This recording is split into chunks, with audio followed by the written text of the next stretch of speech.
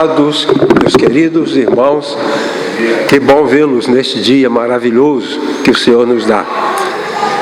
Cada dia, cada momento é uma dádiva de Deus. Cada irmão que nós podemos ver e abraçar é um presente de Deus. E cada versículo da Escritura, cada oportunidade de oração é uma bênção para todos nós. Fiquei encarregado de dar uma palavra sobre o livro de Abacuque. O nosso método tem sido o seguinte: a gente apresenta uma introdução a respeito do livro bíblico. A gente não faz um estudo pleno, completo. É a apresentação de um panorama. E com base nesse panorama, a gente pode ter mais facilidade de entender a leitura. A Bíblia não é um livro fácil, por isso que, através dos séculos, os cristãos procuraram se aprimorar. Por exemplo, os maçoretas foram um grupo de pessoas que, durante mais de 200 anos, procuraram entender o hebraico para que nós pudéssemos ter a tradução do Velho Testamento. Então, houve muita dedicação, muito esforço para a compreensão da Escritura. E até hoje, se quisermos entender a Escritura, temos que ter interesse, muito interesse, para compreendermos. E aí nós vamos, é como o trabalho do garimpeiro, né, que vai procurar pérolas. Ele entra na mina, vai lá, procura, até achar. Então o estudo da Escritura é isso, é a busca de pérolas. E quando achamos, como Jesus contou a parábola do homem que procurava boas pérolas, e quando achou ficou muito feliz. Então nós procuramos alguma compreensão que nos favoreça o entendimento. O livro de Abacuque é um livro pequeno, com 3 capítulos, e quando a gente lê desarmado de certos recursos, nós ficamos meio confusos, ficamos com dificuldade. O que eu fiz foi o seguinte: colocar como tema lições sobre a conversação de Abacuque com Deus. Então é um livro de conversação. Abacuque conversou com Deus e depois escreveu o resultado, o que aconteceu nessa conversação. E então o tema é lições sobre a conversação de Abacuque com Deus. É um livro de conversação. Esse livro ensina como conversar com Deus. Os irmãos sabem que na vida, muitas vezes nós nos damos muito bem por causa do modo de conversar. E às vezes nos damos muito mal por causa do modo de conversar. E na relação com Deus é a mesma coisa. A gente pode conversar com Deus de forma apropriada e sermos abençoados, ou não conversarmos de forma errada, e aí não termos bom resultado. A oração é uma conversação com Deus, ela pode ter resultados num sentido ou no outro. Então é o livro em que Abacuque, o profeta, que conversava com Deus, ele relata como é que foi essa conversação. É como alguém que encontra uma autoridade, conversa com aquela autoridade, e depois publica: a minha conversa com ele foi assim.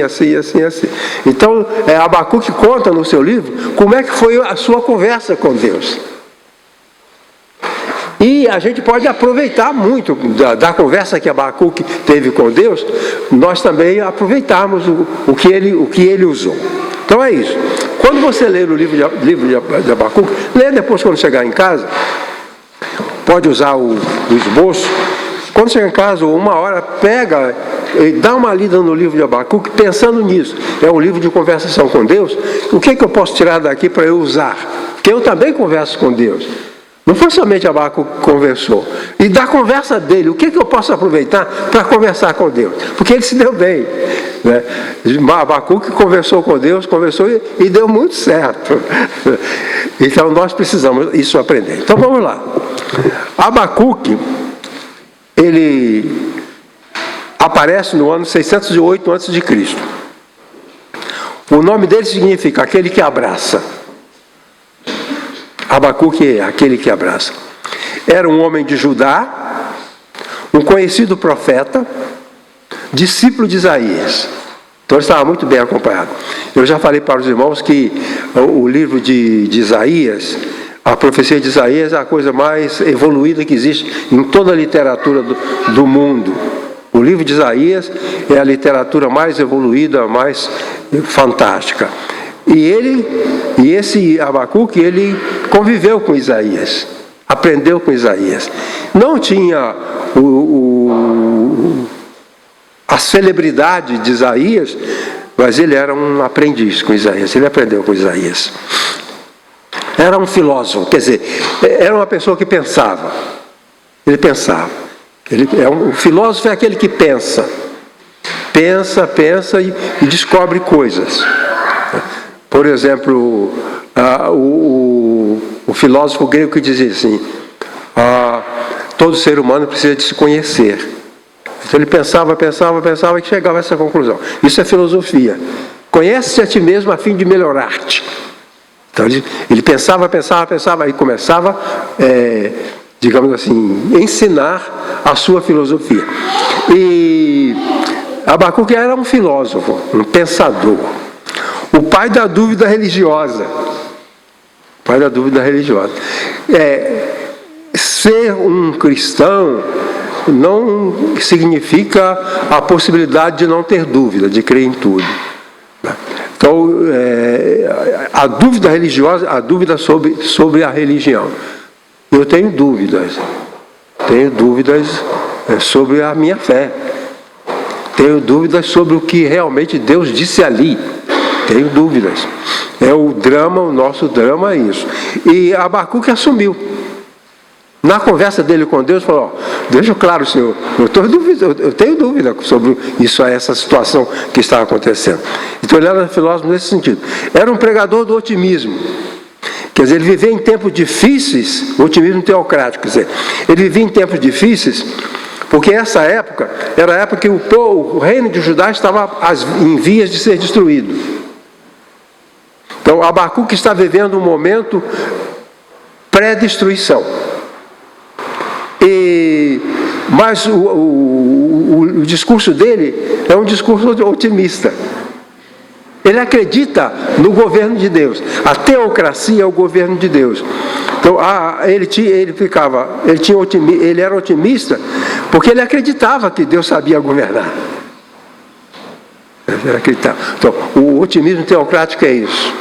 Guerras, fomes, enchentes, mortes, doenças, epidemias. A gente está no meio, mas ele sabe governar.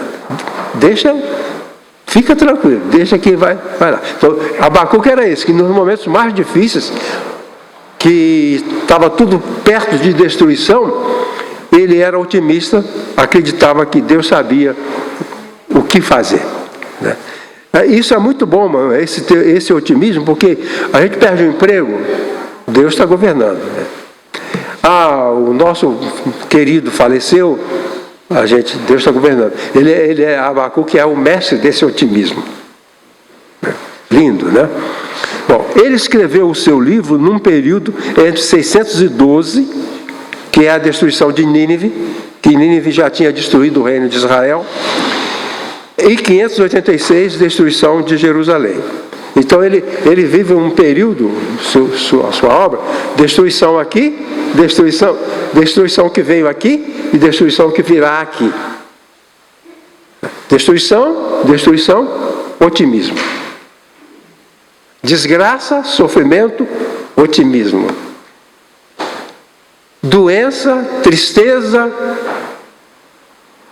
abusos, maldades, guerras, otimismo. Ele era o pai, o pregador desse otimismo. Pois bem, seu propósito era encorajar o povo de Judá na iminência da invasão pelos caldeus. Estava tudo claro. Os caldeus, ou os babilônios, que é a mesma coisa, vão invadir Judá e vão destruir Judá. Isso está para acontecer, vai acontecer. E a proposta dele, o propósito dele, era não permitir que o povo perdesse o ânimo. Se os caldeus virão nos destruir, a gente pode entregar os pontos antes da hora. E o Abacuque escreve para encorajar o povo diante da iminência da invasão pelos caldeus. Quando estava para chegar a pandemia de Covid, nós ficamos apavorados, né?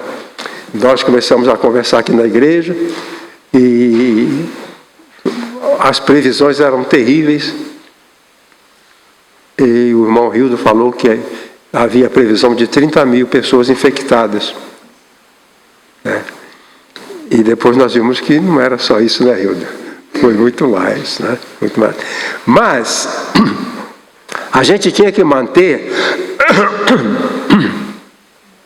a coragem, a gente tinha que manter a esperança, a gente tinha que manter a firmeza.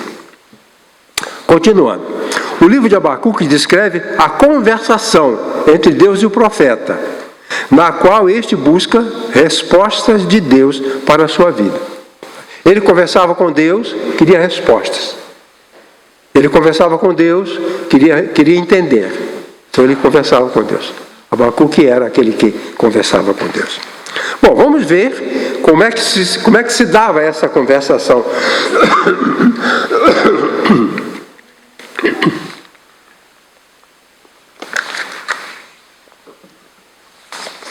Como é que se dava essa conversação com Deus? Primeiro, desculpa, acho que eu estou pulando aqui.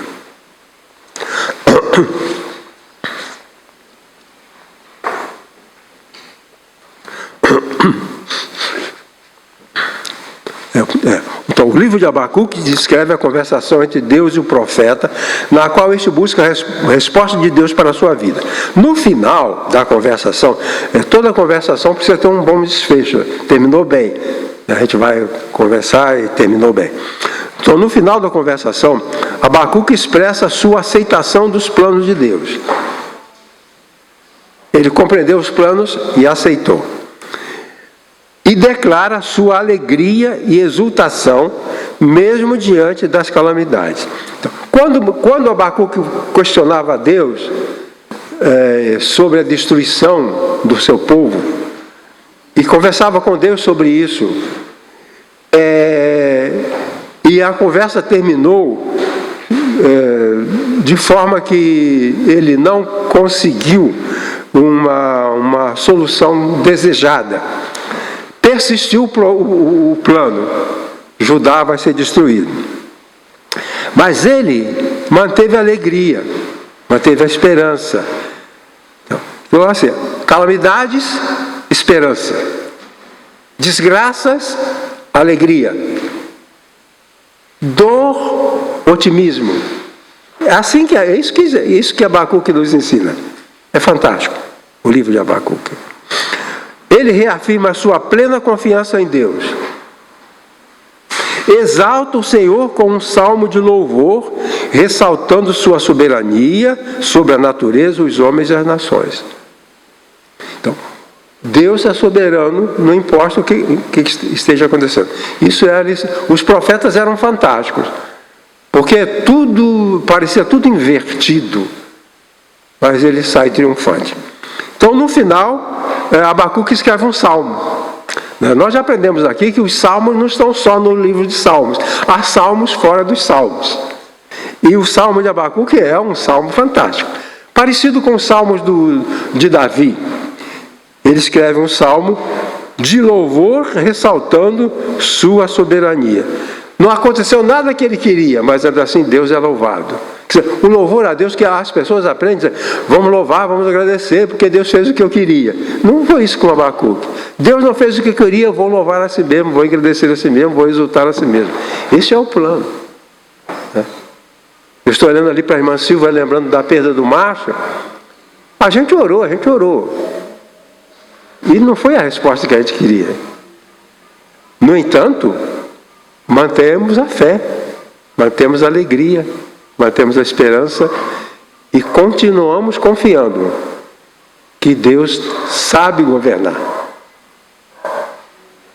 Pois bem, então vamos ver algumas lições. Primeiro, a nossa conversação com Deus deve refletir sinceramente o que sentimos. Não adianta a gente querer fingir. Às vezes a gente não tem fé, a gente não reconhece. O profeta diz assim, ele fala a Deus: por que razão me fazes ver a iniquidade e a opressão? Quer dizer, por que está acontecendo isso? Tanta maldade. O povo estava na seguinte situação: adoração aos ídolos, contaminado o templo. As pessoas falam de templo de Salomão, reconstrução do templo de Jerusalém. Aquele templo foi maldito, amaldiçoado, porque dentro do templo praticavam a prostituição sagrada. Culto aos deuses pagãos dentro do templo. Fora do templo, eles colocavam as criancinhas no fogo. Os juízes eram ladrões. Os governantes eram corruptos. É isso, e ele fala: Senhor, o senhor está vendo? O sacerdote fazendo o que está fazendo? Ele é sincero, ele diz: eu estou perturbado. Há um triunfalismo, né? As pessoas que são os triunfalistas, que conseguem tudo, que Deus atende tudo, que Deus faz tudo, que vai ter todas as vitórias, você vai ter 5 carros de luxo, você vai ter 10 lojas em vários lugares, você vai ter 10 casas na praia, porque você é de Jesus, você é filho de Deus, é herdeiro, você é de... Não, esse babacu que olhou e viu tudo errado. Vamos conversar com Deus. Ele não fingiu. Não fingiu. Antigamente era muito comum, em algumas igrejas, a gente convidar certas pessoas para vir à frente fazer a oração. E alguns oravam, você percebia claramente naquelas palavras que aquilo era arrogância pura.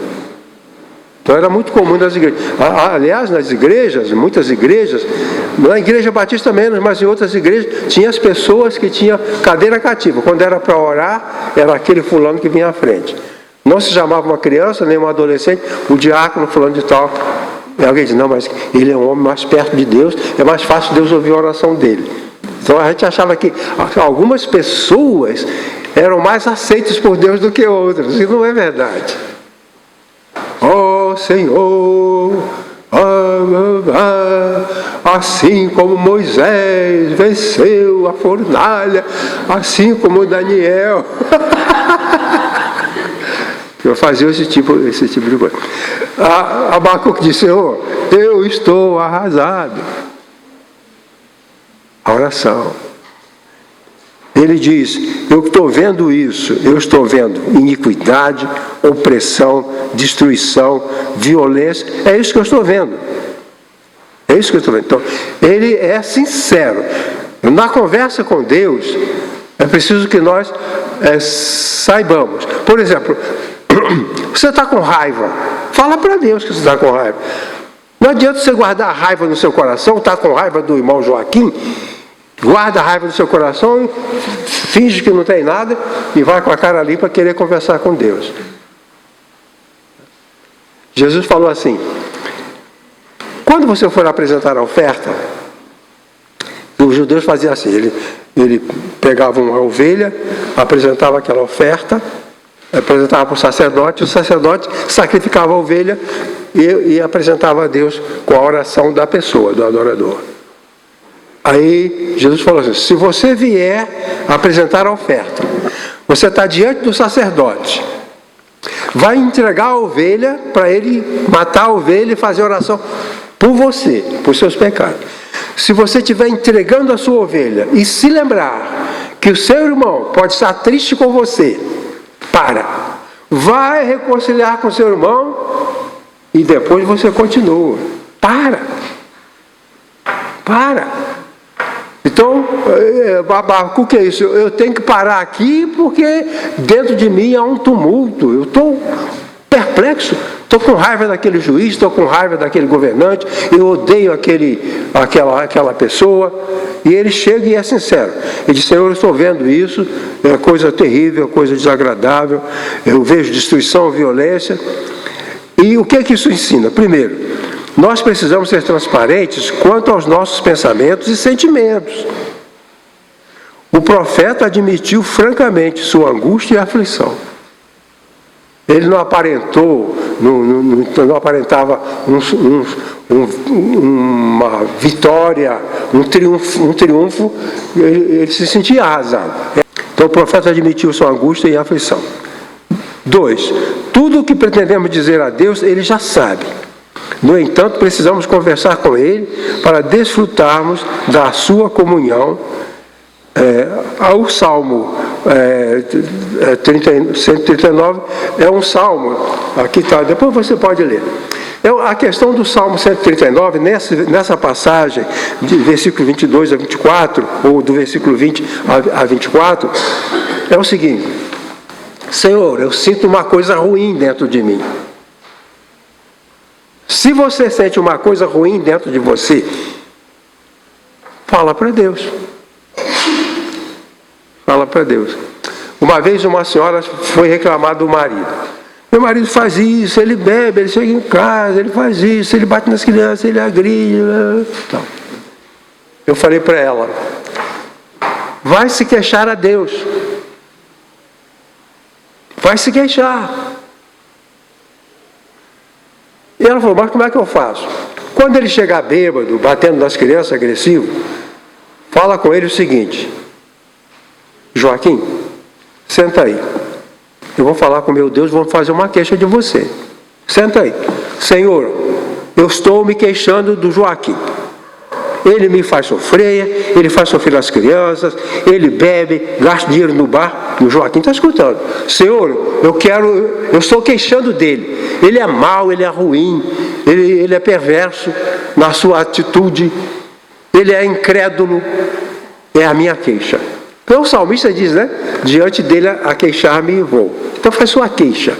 É isso que Abacuque faz. Aí o salmo diz assim: Senhor, dentro de mim está tudo perturbado. Vem dar uma olhada. Sonda-me, ó Deus.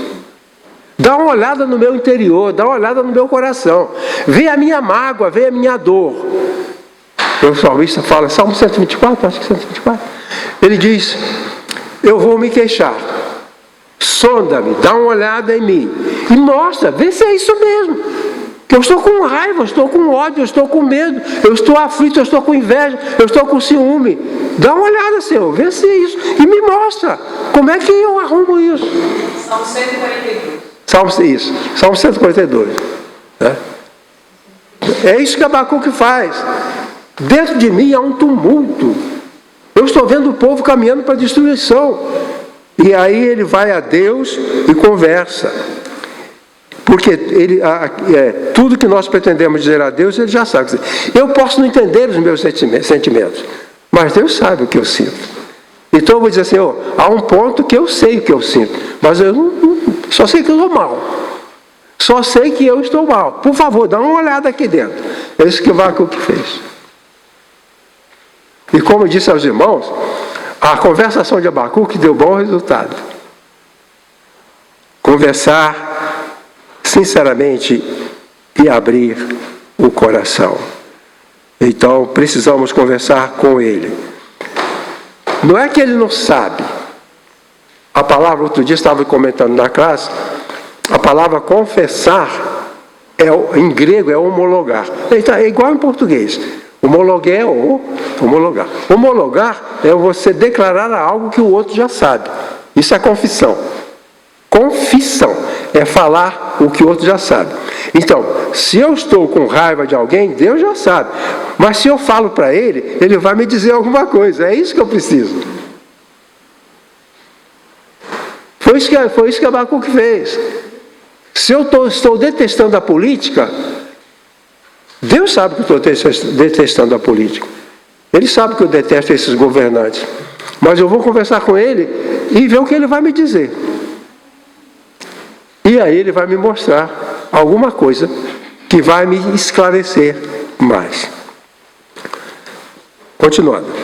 A nossa conversação com Deus deve nos levar a ficar atentos à sua resposta. Ele diz assim: sobre a minha torre de vigia me colocarei e vigiarei, para ver o que me dirá e o que eu responderei. Então, é assim, eu vou ficar atento a saber o que Deus vai me responder e o que eu vou falar para ele diante da resposta dele. Porque a questão não é só conversar com Deus, é saber o que ele vai dizer e qual vai ser minha reação à resposta dele. Então, Abacuque faz uma oração E ele diz, eu preciso ficar antenado, porque ele vai dar uma resposta. E aí, o que eu faço com a resposta dele? O que eu faço com a resposta dele? Aí ele fala assim, ele faz, porque o profeta é poeta, isso é poesia. O livro de Abacuque, Isaías, é pura poesia. E na poesia há coisas que nós precisamos pegar como impacto de sentimento e emoção. A poesia não é para dar informações precisas sobre uma determinada coisa. A gente lê no Salmo que fala o orvalho do Hermon, que desce, não tem orvalho no Hermon, aquilo é poesia. Né? Então, quando o adolescente fala para sua namorada, você é minha rosa perfumada, isso é poesia, né? Não é para ela levar a sério. Né?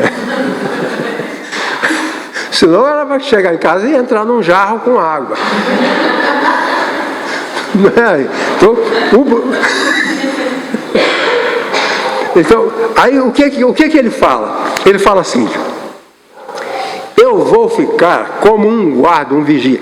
Naquele tempo, as cidades, as vilas, tinham uma torre. Lá em cima da torre ficava um estrado, onde ficava o vigia da cidade. E o vigia ficava olhando o campo longe, a estrada, para ver se vinham grupos de assaltantes, de bandidos. Se ele tinha que ficar o tempo todo lá olhando a estrada.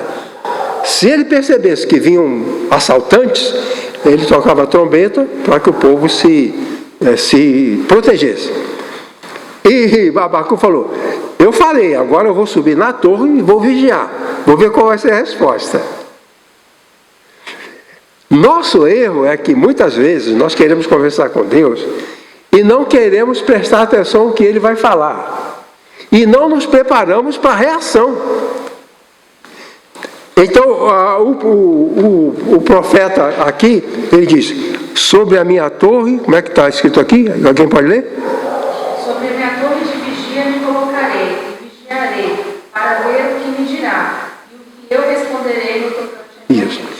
Então, assim, da mesma maneira que o vigia fica na torre, olhando para ver o que está vindo, ele vai ficar alerta. No passado, houve uma época em que a ciência estava no seu começo, né, pouco a pouco com entendimento, e havia os alquimistas, que eram os cientistas da época. E eles tinham certas ideias. Os alquimistas ensinavam que havia em algum lugar... me dá uma caneta, qualquer coisa, por favor. Isso aqui para fazer a cena.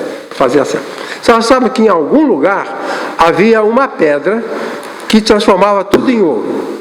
Quem achasse essa pedra e tivesse um jarro de ferro, pronto, agora é ouro. Era a pedra filosofal. Como tinha também a história, a lenda da fonte da juventude. Muitas pessoas viajavam pelo mundo inteiro, entrando nas fontes, para ver se ao entrar naquela fonte, ele ficava jovem. Então, a fonte da juventude e a pedra filosofal. Era a busca da época. E um poeta escreveu a história de um homem que queria a pedra filosofal. Então ele sabia, ele acreditava que em algum lugar havia uma pedra que, se ele achasse, poderia transformar tudo em ouro. Ele colocou na cintura, não posso sair daqui? Posso. Ele colocou na cintura uma corrente de ferro. Colocou uma corrente de ferro na cintura. E saiu pelo mundo. Ele era o que chama de louco. Nós psiquiatras temos louvor a palavra louco, que Jesus falou, aquele chamar seu irmão de louco é réu de fogo do inferno. Então eu não uso essa palavra, a gente não usa. Eu uso por várias razões. Porque não é científico, não é correto e é condenado na Bíblia. Considerar o outro como um retardado. Então esse homem, ele sai pelo mundo e toda a pedra que ele via, ele pegava e batia e olhava para ver se a corrente virava ouro. Ele andou pelo mundo inteiro e ele batia lá. Com o tempo, ele não olhava mais. Ele adquiriu o hábito de pegar a pedra, bater e continuar. Pegava, batia e continuava. E ele não olhava. E passaram anos. Um dia ele chegou na vila de onde ele saiu, onde ele morava. Aí a população toda veio, todo mundo admirava, aquela admiração toda, e ele não sabia o que estava vendo. Vi gente correndo de vários lugares, olhando para ele, olhando para ele, olhando para ele. Aí chegou alguém e falou assim: onde você arranjou essa corrente de ouro? Ele tinha achado a pedra de ouro no local. Ele transformou a corrente em ouro, mas ele não prestava atenção. Ele deixou de prestar atenção. Então ele pegou a pedra filosofal, bateu, transformou em ouro, mas jogou a pedra fora e não olhou. Continuou pegando e batendo sem olhar. O que Abacuque diz assim: eu vou ficar olhando para ver o resultado? Porque muitas vezes nós olhamos, Deus atende, a gente não percebe. Atendi uma senhora no maior desespero, porque ela comprou uma casa de um homem que vendeu uma casa que não era dele, e ela comprou essa casa. E aí foi para a justiça, porque ela comprou uma casa e ela não comprou, porque o homem que vendeu não era o dono da casa. E ela um dia chegou lá num desespero, chorando, porque a causa dela ia ser julgada. A casa dela ia ser julgada e ela ia perder a casa, passou mal, e tomou calmante, ficou lá, foi para casa. Aí chegou alguém lá e falou: você precisa ir lá no tribunal. Mudou a juíza, sua causa foi julgada há 2 meses. Aí ela foi lá, há 2 meses, a juíza tinha dado ganho de causa. E ela sofreu esse tempo todo sem necessidade, porque ela já tinha ganho a causa e sofreu com medo de não ganhar. Abacuque falou: vou ficar de olho, porque se Deus responder imediatamente, eu vou saber. A conversação com Deus exige atenção. Conversamos e observamos. Então o profeta diz assim: eu quero saber o que Deus vai dizer e vou elaborar a minha resposta. É o que ele diz aqui, né? Foi isso? Então a nossa conversação com Deus deve nos levar a ficar atentos à resposta. Sobre a minha torre de vigia me colocarei e vigiarei para ver o que ele me dirá e o que eu responderei.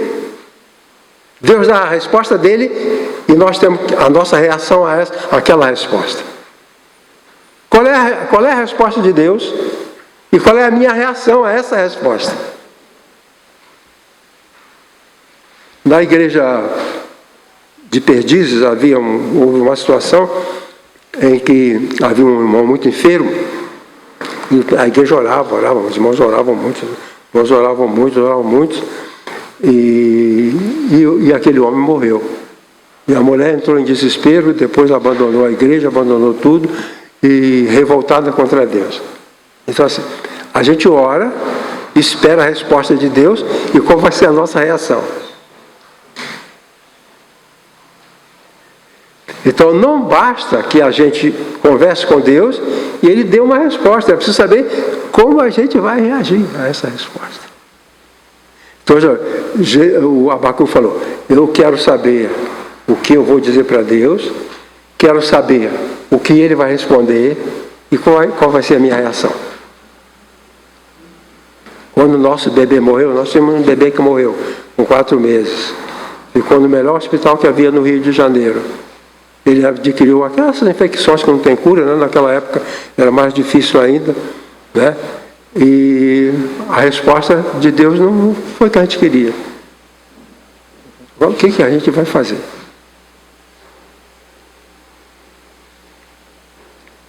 Hoje a Elisa estava tocando uma música e diz: meu Jesus me guia sempre, que mais posso desejar? Duvidar do meu amado? Do meu Deus desconfiar? Essa é a postura de Abacuque. Não importa o que ele vai responder. O que eu faço? Ah, pastor, eu deixei de ir à igreja, estou com muitos problemas, tenho muitas desilusões, tenho muitas decepções, eu ando desanimado, né? Deus não atende, Deus parece que não liga mais para mim, Deus parece que não quer saber de mim, e contando, né? Então Abacuque conversa com Deus. Bom, então nós precisamos definir a resposta. O que é que eu vou responder? Terceiro, a nossa conversação com Deus deve nos levar a aceitar as suas decisões. Primeiro, pergunta: por que razão me fazes ver a maldade e a opressão? Abacuque era um patriota. A destruição e a violência estão diante de mim. Também há contendas e o litígio é comum. Por causa disso a lei se afrouxa e a justiça nunca se manifesta, pois o ímpio cerca o justo, de modo que a justiça é pervertida.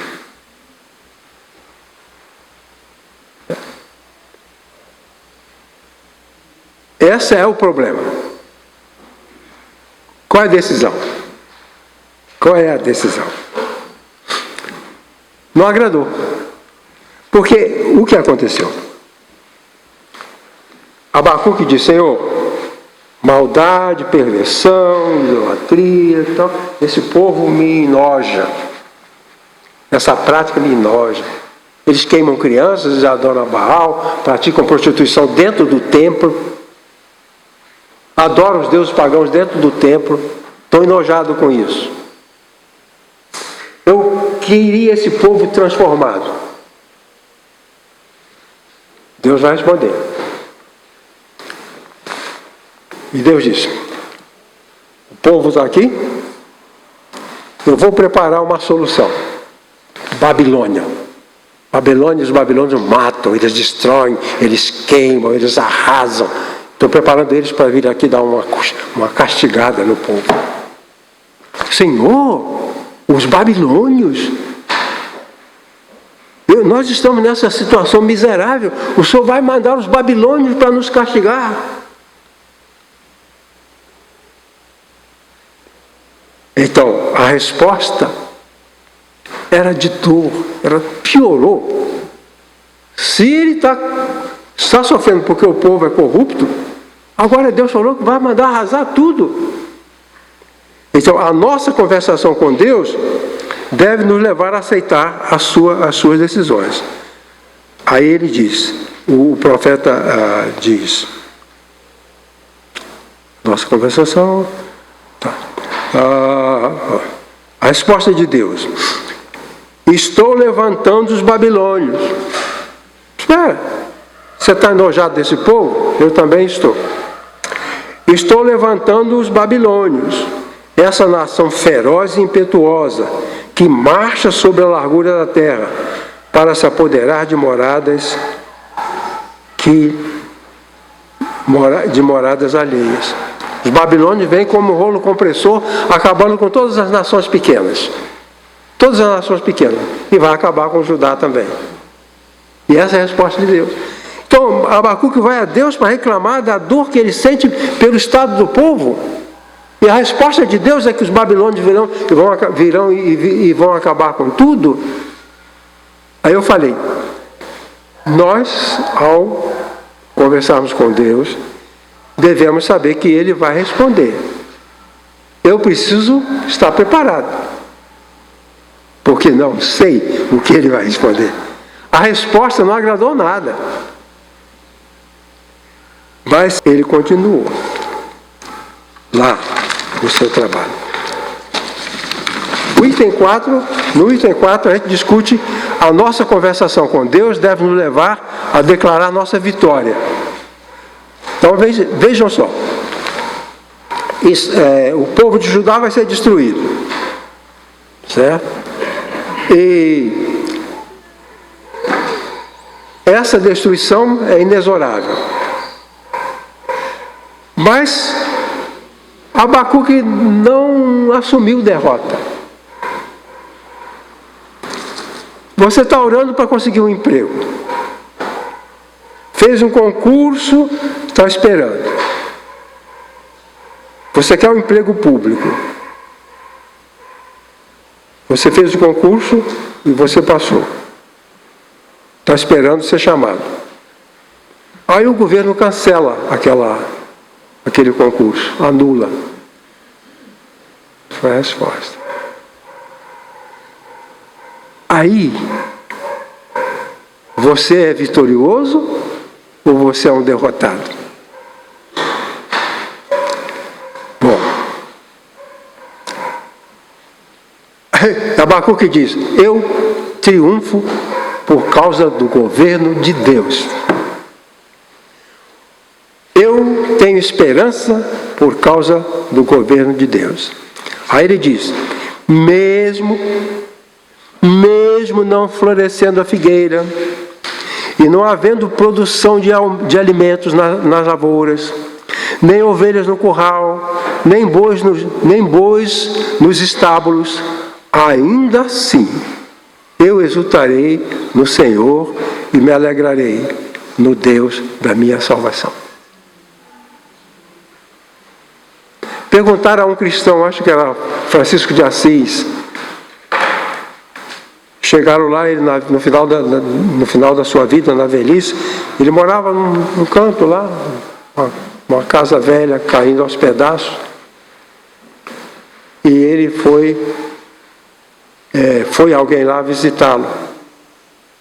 E sabia que ele era um servo de Deus, um homem santo, que viveu a vida para Deus.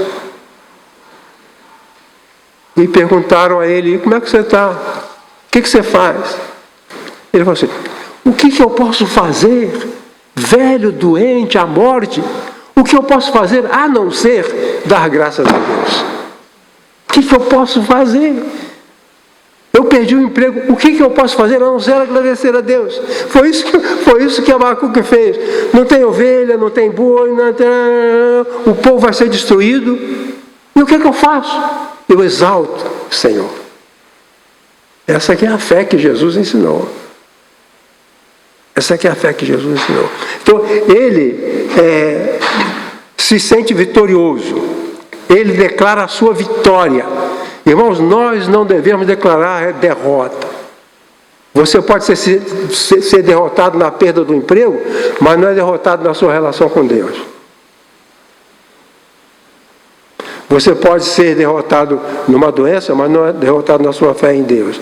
E ele diz assim: ainda assim exultarei no Senhor e me alegrarei no Deus da minha salvação. A vitória sobre a crueldade do inimigo. O inimigo vem e vai destruir. E o que eu declaro? Aí ele fala assim: ele lá, eis o soberbo. Eis o soberbo. A sua alma não é reta nele. Os babilônios não prestam. Certo, eles vão destruir Israel, mas eles não prestam. Esses são os soberbos. A minha alma não é reta, mas o justo viverá da fé. Então, eles são os arrogantes, poderosos, mas eu acredito, eu creio. A Bíblia, a carta aos Hebreus diz que Abraão foi considerado justo porque creu. Deus falou: você vai ser pai de uma grande nação. Isso é absurdo. Essa resposta é incabível. Sara já está velha, tem mais de 40 anos que ela não é mais fértil. E o que faz? Mas assim, e Abraão creu. Alguém poderia dizer para ele: você é um idiota, você é um bobalhão. Você com essa idade, Sara com aquela idade, acreditando que você vai ser pai de uma grande nação. Aí os escritores dizem: Abraão creu em Deus e isso foi lhe imputado como justiça. A força dos babilônios está nas armas, no seu poderio militar. Mas a força do profeta está na fé. O apóstolo Paulo pegou essa passagem para falar da vitória do crente. O justo viverá da fé. E Martinho Lutero, na sua reforma, usou essa passagem como lema. Por quê? Nas situações intoleráveis, insuportáveis, nas situações que esmagam a gente, nessas situações, aos que são vencedores, os que acreditam, os que têm fé. Então, o contraste é esse. Babilônia poderosa destrói Israel, mas quem conversa com Deus sou eu. Pode estar dando tudo errado por aí, mas quem conversa com Deus sou eu. Foi isso que Abacuque falou. O justo viverá, ele superará, por causa da fé. Então a justiça vem da fé. Vamos chegar para o final. Então, vitória sobre a miséria, vitória sobre a crueldade do inimigo. A nossa conversação com Deus deve testemunhar a nossa esperança. Quer dizer, a gente não deve conversar com Deus para depois sair derrotado de cabeça baixa. A conversa com Deus deve ter como resultado nosso crescimento. Conversou com Deus, cresceu. Conversou com Deus, se fortaleceu. E essa é a experiência de Abacuque. Abacuque conversa com Deus e aí ele começa a dar testemunho da esperança. Primeiro, esperança de que Deus restaurará no tempo certo o seu povo. A destruição vai ocorrer agora. O povo vai levado para o cativeiro, quem sobrou vivo. Levado para o cativeiro, mas daqui a 70 anos eles vão voltar, Deus vai restaurar o seu povo. E Abacuque acreditava nisso. É só ter paciência. Se você está apavorado pela destruição do povo, eu vou afirmar para você, haverá esperança. Então, Abacuque fala de algo que ele espera para daqui a quase um século. E ele então diz: aviva, ó Senhor, a tua obra no meio dos anos. Essa aviva a tua obra quer dizer que ele está pedindo e ele acredita que Deus vai restaurar o povo. Ele vai reavivar a obra de Deus, porque o povo era o povo de Deus, que proclamava a mensagem de Deus. E Abacuque, ele acredita, ele aceita que o reino de Judá vai ser destruído. Mas ele confia que Deus vai reerguer aquele povo. E o que aconteceu, né? Depois, na história. E a esperança de que Deus difundirá o seu conhecimento, que o seu conhecimento virá sobre toda a terra. Essa é uma das passagens mais lindas. Pois a terra se encherá do conhecimento da glória do Senhor, como as águas cobrem o mar. Quando a gente vê, através da história, grande número de pessoas que se tornaram fiéis seguidores de Deus, como Abacuque, isso mostra que Deus reavivou. Aquilo que parecia que está morrendo com o povo de Israel, Deus reavivou. E os crentes estão aí, e eles estarão sempre até Jesus voltar. A terra se encherá do conhecimento da glória do Senhor, como as águas cobrem o mar. A conclusão: manter uma conversação sincera com Deus. Estar atentos às suas respostas. Aceitar as suas decisões. Declarar a vitória e testemunhar a esperança. Isso é o que aprendemos com Abacuque. A arte de conversar com Deus. Maravilhoso, né? Uma pergunta, uma palavra? Alguém?